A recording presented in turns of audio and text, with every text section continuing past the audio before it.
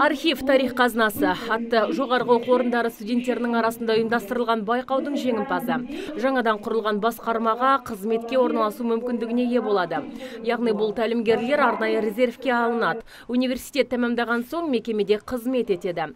Өткен жылы облыс көлемінде аталған байқау алғаш рет өткізілген болатын. Бүгінде басқармадағылар электронды архив ақпараттық жүйесін іске асыруды қолға алған. Мәселен, өткен жылы 200 мыңнан астам парақтың электрондық нұсқасы әзірленген. Дегенмен былтыр басқармаға келіп түскен сұраныстың тек 74% қанағаттанарлық нәтижемен орындалған. Оған өзіндік себептері бар дейді Бастар мырза. Кезінде сол сіздің құжатыңыз архивке тапсырылмаған болса, ол басқа мәселе.